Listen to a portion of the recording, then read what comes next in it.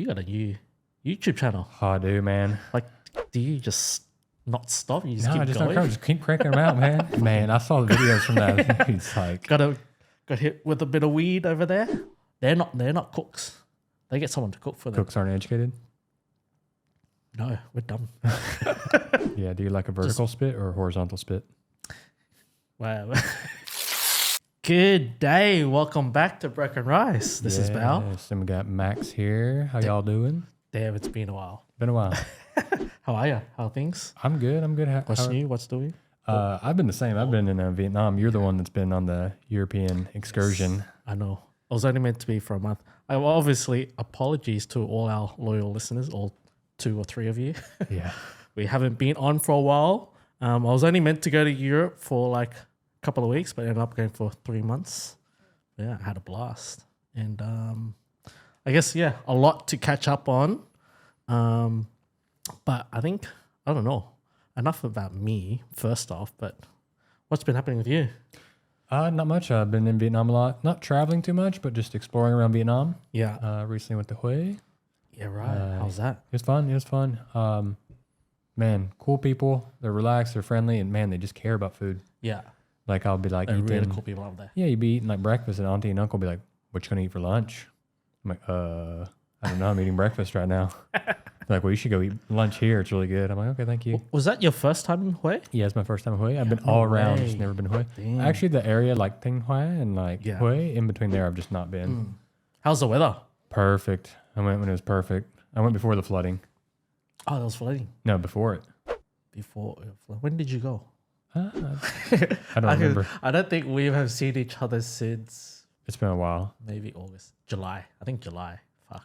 I don't know. It's probably been a few weeks since I've been, but it's fun. I mean, Yeah. it's almost like a whole different food world, and especially It in the is, central, because you get a lot of foods that are different, unique, especially coming from, Vietnam's history, the royal family, everything. It's really interesting. But then like how the accent changes the names, like they don't call bun sao, and like stuff like that. So it's interesting.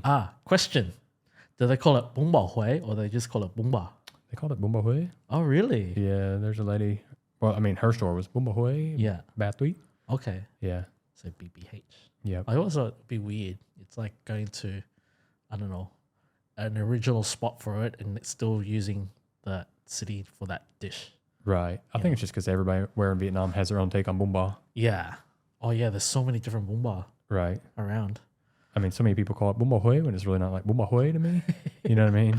I like how you really pronounce it Bung Bao Hui. Huế? How'd you find the dialect? That was fine. Yeah. And they're very nice, and they'll hear that I speak Southern accent, so like they'll speak it Southern accent. They'll with me. adjust? Yeah, they'll adjust. I think they're just used to getting people traveling there so much that they're very nice, and they adjust their accent as well.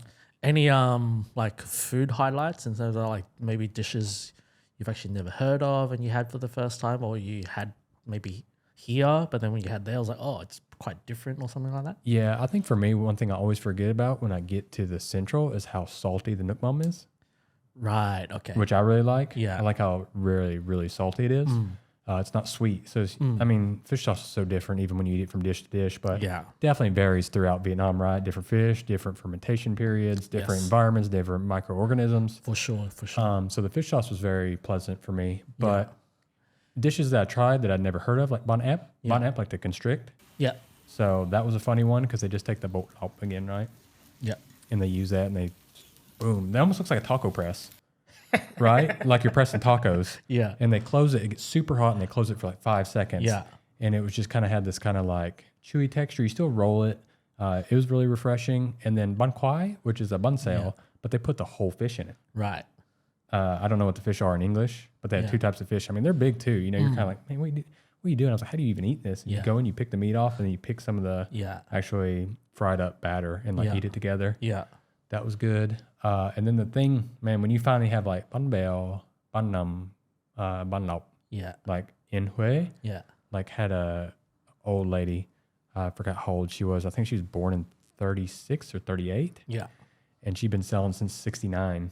Wow. Yeah. And so she's making like bun num. She makes like 2,000 a day. Everything's fresh. So once you finally have those like bun Hue, in Hue, from a lady who's just been doing it for years, thousands a day, man, it was special. Do you have a favorite between all those imperial dishes and dumplings? I really like banh eat. Yes, Yeah, that's one of my favorites for sure. Banh lao as well. Yeah. Banh nam, if it's like hers was really good. Like her banh nam was very good. Yeah. So many people it becomes almost like banh ya because they put so much of the rice flour, not much filling. Yeah. But hers was really good. I mean, everything she did was just absolutely amazing. One of the things I dislike the most is like the banh nam, right? And then when someone does it overseas, like I guess especially America, it's like a Vietnamese tamale. Okay. I get it. I get the similarities, but like stop using those words or adjectives to describe Vietnamese food. Right. One of my biggest pet peeves. You know what's crazy though is about those dishes is how intricate it is as well. Yeah. Because even when they did banh lao, not only did they wrap it, but then they had the one little piece where it comes over and they tie it together. Yeah. I was like, oh my gosh. No, 100, like it's that imperial, I think, something that I wish definitely was celebrated more, like how intricate it is. Like that royalty period, amazing cuisine. Like my mum used to cook, or my grandparents actually. So they're actually, yeah, my ancestors from the Hue area. Yeah, when I was going back to Vietnam, going to that, grandma would cook us that stuff, and it's just like, wow, it's so intricate. I wish back then I was like 4 or 5 or so. Right. Couldn't really learn about it. It was so cool. Yeah, and you really learn about, like, if you learn about, like, the history of Vietnamese food and what it stands for. Yeah. I mean, it's very, very well represented in the imperial cuisine because it's displayed like fine dining almost. Very beautiful. Yeah, definitely wish we could see more of that. You got a new YouTube channel. Oh, I do, man. Like, do you just not stop? You just keep going? Just keep cranking them out, man. Somebody's got to pay the bills. You got big bills to pay? Yeah, I got all these big bills Going to pay. to Sushi Ray all the time? Yeah, you got a big bill. So, I guess, what's about? Tell us more. Yeah, so new channel's more of just kind of viral topics and edited more for like a younger audience. I get into the analytics a lot. I don't know how many people are going to want to really listen to it. Yeah. But I mean, you have different age groups and different things people want to watch on YouTube. Right. And pretty much like I've picked something that it appeals more to the largest audience on YouTube. Okay. While still being a topic that I enjoy, which is food. Yeah. So that's kind of what that channel is about. And do you feel because I'm always fascinated with this world of like YouTube and content creators and influencers. Like, do you think there's a pressure that you guys always have to like be always doing something new or just creating something? I guess the word, content creator, you always have to create something. Otherwise, do you feel a pressure that you become, I don't know, old news or something like that? Yeah, I mean, every content creator will have a different take on this. I mean, there is that pressure. Yeah. But I don't know what job doesn't have that pressure. In the restaurant, same way, you have the same pressure of like, I got to create something new, got to create something new. It's a new season, I got to create something new, exciting. True. I want those 3 Michelin stars, I got to come something new. I want to be the world's 50 best. You know what I mean? Yeah. Like, so I just think that's kind of like a cop out. Right. Because I don't know what job isn't like. Okay. I mean, even when you're creating products or you're advertising or you're like, I mean, even big products like Coca-Cola, they still come out with new products. So I think that's just life in general. Right. But if you love what you do, like, you're going to have bad days. We all have bad days. Yeah. But as long as you love it, 51% of the time, you're okay. Right.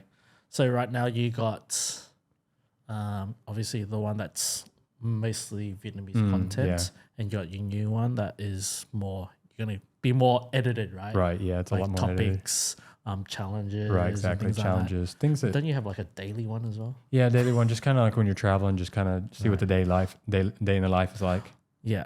Why couldn't you just combine it into one? Like, why do you think it's? I guess I don't know the analytics. You're just saying the analytics, but like, why wouldn't it work just if you just have one channel and just focus on that? Yeah, I think it would just kind of you're stretching your channel in so many different ways. Yeah. When I think it's just better to niche down and be known for one thing. Right. Especially as like now that shorts and short form content are introduced in the world, like it's better just to niche down as much as you can and people know you for one thing. But then how do you like, obviously with YouTube channels, the more subscribers you have, the more viewership. So if you're starting another one, you got to build from the bottom up.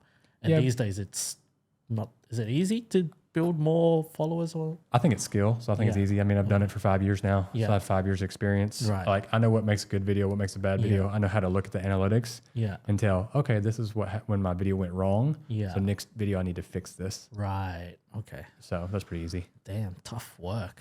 Oh yeah, then you have a fourth channel, Broken Rice. Yeah, I get that fourth one too. Which will when things slow down a bit, I think for you and I, we'll definitely get back into it, do more cool things with it, because we have so many plans with it. But obviously, you've been traveling, I've been traveling, Right. so actually you're still going to be traveling soon. I'm still about to get on the road. Where are you off to? This trip, I'll hop over to Indonesia, Thailand, Cool. and then I'm back here for a few days. I'll probably head up to Hanoi because I want to do winter in Hanoi. Okay. And then I'll probably do like Korea, Japan, back here, and then back home for America. Wow, all filming all those locations. Yeah. Damn. And that's on what? The new channel. Some news, some daily, some Vietnam. It's kind of like it's everything. Okay. So when you have three, you just kind of end up. Your board of where you're planning must be fucking crazy. Yeah, I do too much of it in my head, honestly. Right. And obviously you're gonna get more employees and stuff. Yeah, so that's a couple days been busy just because it's like it takes time. You go through a lot of people. You end up sitting down with them, trying to figure if they work. Then you do like a trial period. And it's hard. It's hard. Very inspiring. Good work, bro. Yeah, thanks, man. So it sounds like, I mean, I didn't. I mean, I'm here working, but I mean, I know you didn't just travel Europe for 3 months. No, I didn't. Well, okay. So before Europe, I went over to Bangkok to do a little stint at a place called Shannon. Really, really great experience for me because I was actually quite reluctant to do it, but I just had to take on that opportunity because it was more, it was a chef's counter. So 8 seats around the kitchen. So I don't like eating that food that much.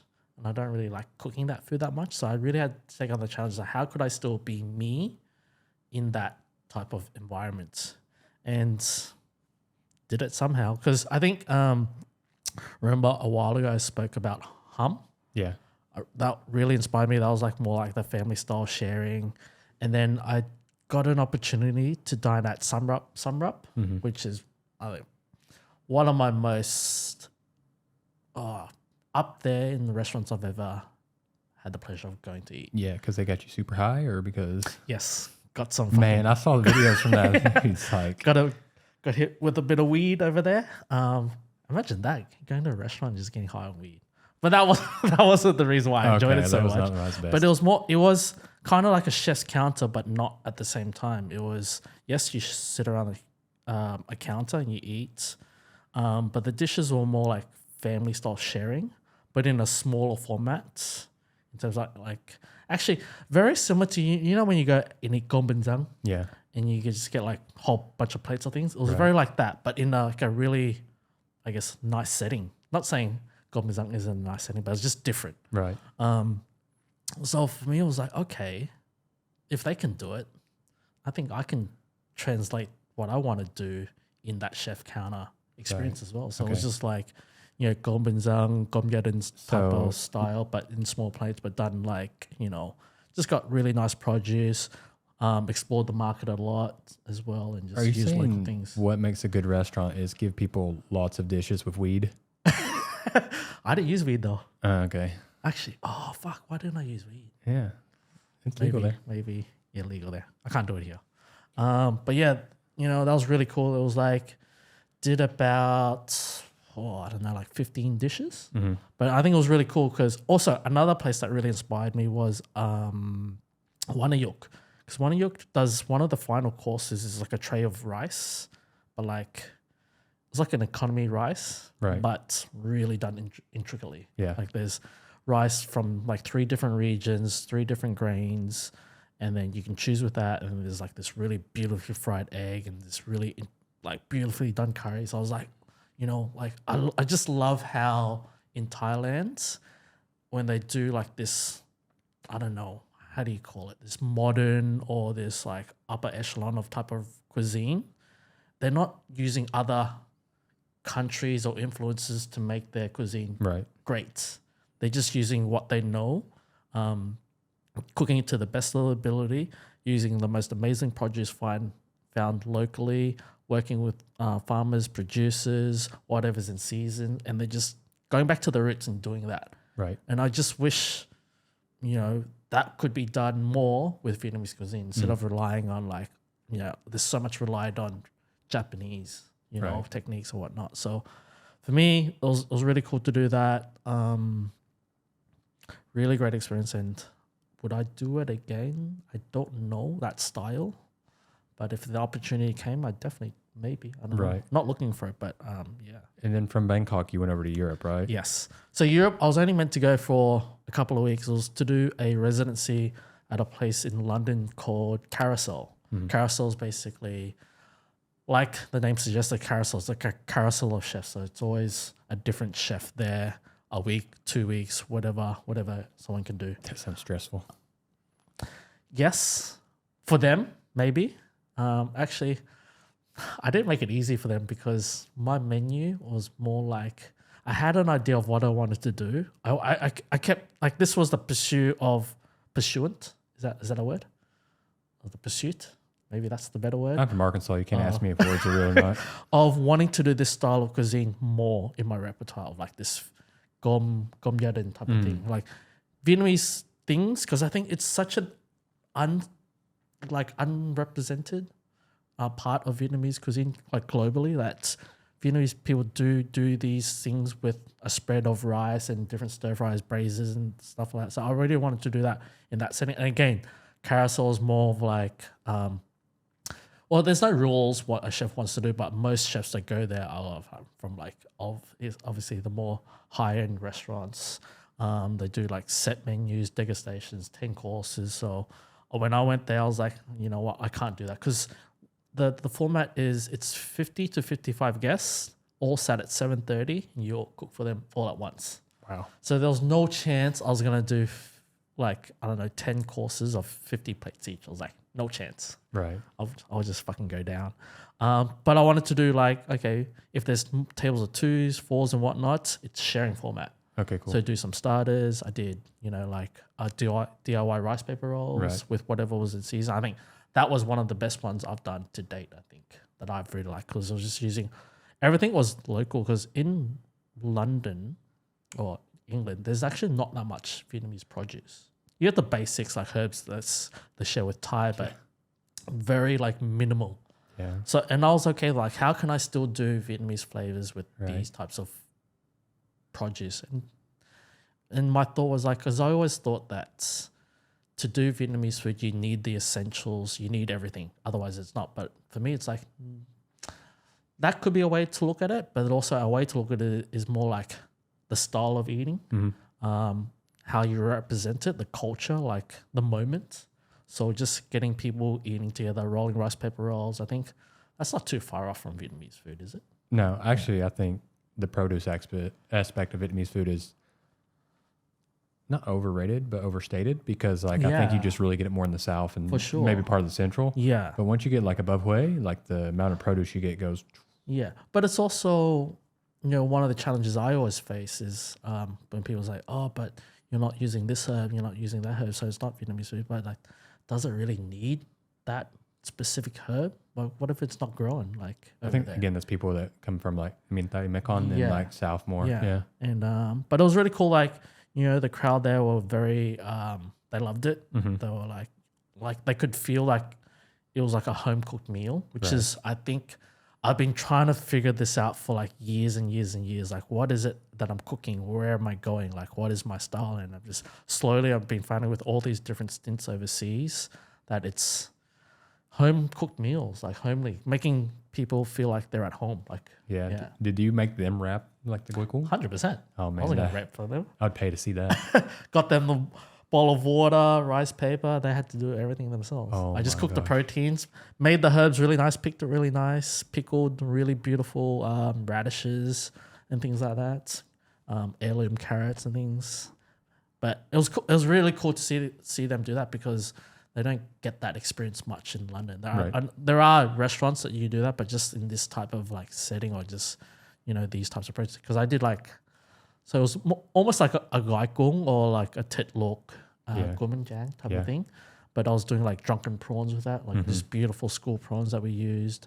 And I think it was a black pig that we used. It was like the marbling on it was just was like this fat meat, and I just poached it really nicely with a nice broth and sliced it up, some aromats and stuff on top, and it was just like but yeah, I was meant to do that and then come back and obviously just kept here, going. do things. And then I was like, went over to Paris for a little bit, and then I just stayed. I was like, I didn't go over there to do many gigs. I just wanted to do that London one. Right. But then since I was over there, caught up with some friends, and it just went with that flow. Right. But you went around. You went Paris, Berlin. I think you hit Istanbul for a little trip. So Paris, was that it? Berlin. Oh my God. Hey, we're going to do a whole episode dedicated to Berlin. Trust me. Man. It's going to be one of the most watched episodes on our podcast. All 100 views. So for y'all that don't know, Bao eats one thing when he travels, no matter where in the world: Asian food. Oh, yes. 100%. So, well, because I'm so fascinated with the diaspora of Asians, or specifically mainly Vietnamese, all over the world. And I was just a bit of, because being that background, I guess that Hakka background, I just want to know like how they got there. How did that influence the food scene? What type of migration it was? Where the produce is coming from? right. And like I don't like comparing like why is the Vietnamese food like this compared to this. Is like I don't really care. It's more like how did you do it? Right. And how you're making it work. And I'm fascinated because again, I'm traveling all these different places around the world and cooking these flavors, and it's so challenging. Right. And they inspire me when they open their restaurants of how they're all busy and what they do and whatever produce. And also Asian produce in Europe is bloody not cheap. Yeah, it's for sure. very costly, and their expectations when they're doing the dishes has to be like similar prices to Asia or something like that. And just give the listener something they want to hear. Yeah. What European city has the most underrated Asian cuisine? Like what's best? What's up and coming for you? That's the easiest question. Berlin, 100%. Like what type? Is it Vietnamese? Is it? Well, there's Chinese involved, but the Vietnamese food scene there, underrated and not spoken about enough. Just like meshing with the kebabs, or what's going on here? Just get a little currywurst. That's Frankfurt. No. Sorry.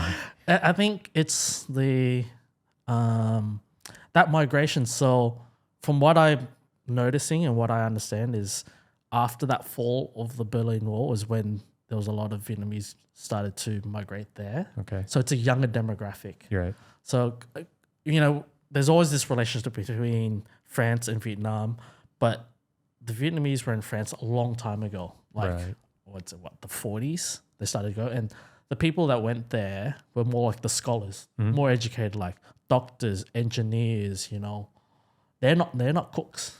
They get someone to cook for them. Cooks aren't educated? No, we're dumb. What do you mean? I ramble a lot about something. And so they're not, they're not a working force of like cooks. So they're just cooking like, if you're really thinking about it, the most popular dishes in Paris or France are like bò bún, which is like bún bò xào, or pho, and I guess nam, jao. They're like the basics, right? So they're pretty hard to get wrong, and it doesn't take much to like learn how to cook those things. Right. Whereas like the stuff over in Berlin, I would say there's a bigger community in terms of like Vietnamese. Right. Whereas there is a huge community of Vietnamese in Paris or in France, mainly Paris, but they're assimilated. They're more French than they are Vietnamese, if that makes any sense. Whereas I found the German Vietnamese were more Vietnamese than they were German. They're still German, but they were more. And they come from the north, right? More from the north. Yeah. And that was through, I guess, another place I want to hit up next year is Prague, Czech Republic as well, because I heard that's even a bigger community that people don't really talk about. So for me, it's just a younger demographic, and that they import more Vietnamese produce into Berlin. They cook more. It's just more of a workforce than a scholar. What were the highlight dishes? There was a place called Tan Kok. I don't know if that's how you're meant to pronounce it, but they do like Zoy, and it was like, and they had like goat meat and stuff like that. Yeah. It was just like, oh my God, how the hell are you doing this over here? Right. Like you would not find that in Paris at all. And just things like that, like really regional specific, but not exactly like Hanoi, where I don't expect it to be, but like not too far off. Yeah, good cold weather food too. Good cold weather food, yeah. There's lots. It's just, yeah, I don't know. I just want to do a whole episode of Berlin. But it was also really cool to travel around France as well, because last time I went last year, it was mainly Paris, and I did a whole big 6-week stint residency at a place. But this time I didn't spend that much time in Paris. It was more like outside of Paris. Went to pick wine in Jura. That was a big highlight for me. Yeah, it's gross. Y'all just sit there and stomp at it with your feet and everything like that, and then charge people thousands of dollars for it. No, thousands of dollars? Hundreds, whatever. You charge too much money for somebody putting their feet on my drink. But it gets fermented. It's all good. No, man, just... That was, for me, that was one of the biggest, I think, highlights for myself. I got to spend time with a place called Levasus, Casa Antonalia. I think that's how you pronounce it. With Julia and Antoine. Super young winemakers. They got this beautiful house, welcomed me in with open arms, taught me whatever questions I needed to ask. Woke up at the crack of dawn, went pick grapes. You started drinking? Drank copious amounts of wine. Have you gone through rehab yet? No. I've been Your alcoholic rehab? quite light in Vietnam, actually. Yeah. I think I've only had one wine session. You said they drank like 10, 12 bottles a day? Easy. Minimum. Just research, right? No, it's just like, it's hydration. Just hydration. Okay. Yeah, it's not water, it's wine. Okay. Man, yeah. So you'd wake up at 5, whatever, and then we'd be out in the field around 6. And because it's so hot, it's like summer. Right. So you got to do it before midday. So we're trying to get it done, and morning tea or lunch would be around 10:30. Wow. And then we're already on the drink. Man. And then and obviously you go back for a small stint before you, because you do most of the bulk of work early in the morning. But that second stint, you're like so tipsy. You're like, trying to like cut. I was like, my finger. That's what I'm talking about. You try charging a high price, or people just being drunk picking grapes. I guess so. But it's such a cool. But like for me, the biggest takeaway is like, how much work it takes to do wine. Right. That's where the price comes from. The couple I was with, they've just started their own parcel, but what their main thing at the moment is they're purchasing grapes. So they go and pick grapes, and then they make wine from that. So their capital, their investment is already like from the get-go. Right. That's cool. But their product isn't ready 12 months down the line. Right. So that's like huge investment, and there's so many factors in between that can go wrong, right? Right, exactly. So for me, it's just like it makes sense, but it didn't like register in my mind before. But now it's just like, damn, like every drop is. And for me, them just popping open bottles of wine, just pouring, is like, so much work for that bottle, but like they just pour it freely. Right. I just love that hospitality. Right. Yeah. And I think that's really special. So yeah. No, I'm being hard on wine, but I guess it deserves its price tag. It does. Well, depends as well. Like I don't like drinking those like upper echelons of wine because my education isn't there, and I don't really care much about knowing like what grape it is, what vintage. Like I just either I open it, I like it, or don't. Yeah. And that's why I like spending time with, I guess, if you want to call them natural winemakers or something like that, because it's just chill.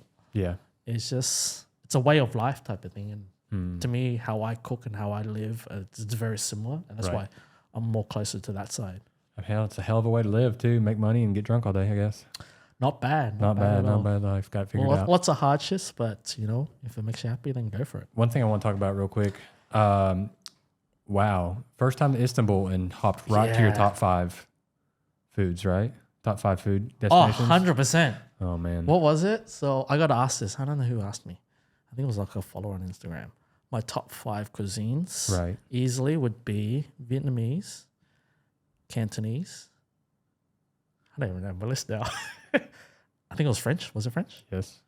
No, it was Vietnamese, Cantonese, Chinese, because I have to separate the two because they're quite different. Okay. French, Turkish cuisine. Okay. What genre of Chinese food. That's a pretty big genre. It is as well, but I guess Sichuan or Shandong. Sichuan and Yunnan food. Yeah. Okay. Yeah. Yeah. Okay. Interesting. So like, what fascinated you about the cuisine in Istanbul? Like, what maybe area from Turkey, or was it just like the kebabs? Was it more of like Aegean Sea? Was it more of like the Black Sea? Sea? I got to experience both. Obviously, I went there I just wanted to eat kebabs because like in Berlin, I was just smashing kebabs. Yeah. And then if you want to eat, and also in London, I was just eating a fuck ton of kebabs. Mangal too. Shout out to you guys. Very, very welcoming guys. They gave me all these places I should be visiting in Istanbul. So yeah, I had a week before I was going back to Vietnam. I was like, what am I gonna do? I didn't want to be in Paris. Like Paris was cool and everything, but I just wanted to see something new. It was either go to Amsterdam or go to Istanbul. Right. So I chose Istanbul. And I don't know, for such a simple thing to eat, the amount of work that goes into it, I just appreciate that so much. And then I'm just fascinated by all the little tiny skills the vendors do. Like there was this move that, so he got a durum and obviously the wheel was spinning and he was just grabbing it. He was just wiping all that fat. Yeah. And I was just like, because I haven't been up that close, but the places I've been to, like in other countries and stuff like that, they don't do that move. But you need to go to Mexico. But then when I had it, I was like, I understand why he did it. It just added this extra flavor to it, like this char, this fattiness to the durum, and I don't know, just things like that. Right. Things like not shaving, like if people are waiting, he doesn't really give a fuck. It's just not until the meat is caramelized, right? Then he'll start shaving. Right. Just those tiny intricate details I love because that's how you make cuisine great. Yeah. Do you like a vertical spit or a horizontal spit? Wow. We're talking about food, right? Yeah. That skill level of the horizontal one was pretty cool. But that was one that you said was overrated or something, right? Yeah, it was okay. Honestly, I don't mind either. I know though that I don't like emulsified meat kebabs. Okay, gotcha. Yeah. For me, there's just something about that flavor and the texture when it goes inside the whatever you choose, the bun, the Turkish bread, the pide, or the durum. For me, it just doesn't work. Right. For just flavor profile. But I understand why it's there because I love like yarn and stuff like that. Right, exactly. But it's more that texture of like the layers of like meat, skin, and just how it breaks down. So you went heavy on the kebabs, and things I really liked from Istanbul were like the seafood. Yeah. I went to, Burek. I think that's the area from memory. Went to this really nice seafood restaurant. I think it just went YOLO, to be honest. It was like I really wanted to try the turbot from the Black Sea. There was like one that was 2 kilos. There was only 2 of us. I was like, oh, you went for it, bro. Fucking went for it. Yeah. And I just love it. Again, it's just really good seafood cooked beautifully. There was nothing to it. For that turbot itself, it was just grilled, bit of salt, really good salt, good lemon juice. That was it. You know what we need in Vietnam that they have in Istanbul? Well, in Turkey and many countries, but you know what we need? It's just a pickle shop. I love the pickle shops. They have in the jar. Man, well, yeah, but I mean, like, I want like... I think, again, that's something that... I want to walk in and they'd be like, here's a shot of pickle juice, like here, like they do in Istanbul. Like, I want to be like have that. a shot of, what's that one? Kafao, mum? Yeah. Mum kafao? Yeah, great. A shot of that? Yeah, exactly. Jeez. Mum tom kafao? It'd be so good. But yeah, they just like, you walk in, they're like, here's some pickle juice. Yeah. I love that. I think those things are like, I just like how these things are like, in all these countries, they're like, to them, it's really special. And for you, I'm not saying people don't think it's special, but people think it's the norm. But for me, I'm wowed by these things. Right. Like all these different vegetables are pickled in certain different ways. Like, why can't we talk about these more rather than just always just raving on about like pho and stuff like that? I don't know. That's just my take. But that, and then just going back to Turkey and Istanbul and that whole thing, honestly, the thing that really just takes it next level is just like the attitude of the people, like the service. Like they're just like so proud of their food and so happy 100%, and so like happy. It sounds bad to say this, but like happy to serve you. Yeah. Like, I mean, nobody's serving you, but you know what I mean? Like, they're just so happy that you're interested in getting to try Turkish food. Definitely. And I think that really just like... I always, when when I was going, I was like, I don't know the language at all. I was kind of worried that I didn't even know what hello and thank you was. Because it's so long. And it's hard to read and stuff like that. But they're also welcoming. I went past this chicken kebab place. Looked amazing, but I was already like 4 kebabs deep. Yeah. But he just started shaving, and he passed it to me. I was like, man, I'm so full. But he was just like, just try. You don't have to buy one, but just try. You're new to Istanbul. I was like, yeah, had it. And I was like, okay, I'm gonna get one because it was fucking delicious. And samples work. It was just things like that, just that. Again, I really enjoyed this trip in Europe this time, or I guess Turkey's not in Europe, but just hospitality. And Yes, it is. No, it's Asia, no? Are we out of battery? For one camera, so we'll just keep going. We're about to wrap it up. Istanbul has 2 sides, the European side and then the Asian side. But the country itself is part of Asia, no? I mean, well, it's half, I guess. Is it half? Istanbul is half of Istanbul is in Europe and half of Istanbul is in Asia. It's the line. So it's 2 countries. No, it's one country. It's just like it goes through the line of Europe and Asia. It's considered in the Asian continent. Because in the Asia Cup, it's played in Asia. I mean, maybe a bigger proportion of it is. I guess so. But yeah, taking away from this, like I really want that. Really inspired me. Like this European trip was so amazing. That hospitality is going to be one of the biggest things I want to learn more of and be better at. Stop being a dick. Stop being a dick. No, but like just, am I really a prick? Am I really a dick? Let me know. I don't think so. I think I'm a pretty good guy. But just any events I do, I just wanted how can I transfer that forward? Sweet. Yeah. Cool. Well, but yeah, that's what we've been doing. That's why we've not been here. Yes. But hopefully, we're gonna shoot out some more before he ducks off, and I've got some projects that I gotta work on as well. So whenever we got time, we're gonna just do some and then just upload it whenever we can. Yeah, so I'll let you on. Get them out as best we can. Thanks so much for sticking around. back. Catch you at the next one. Peace.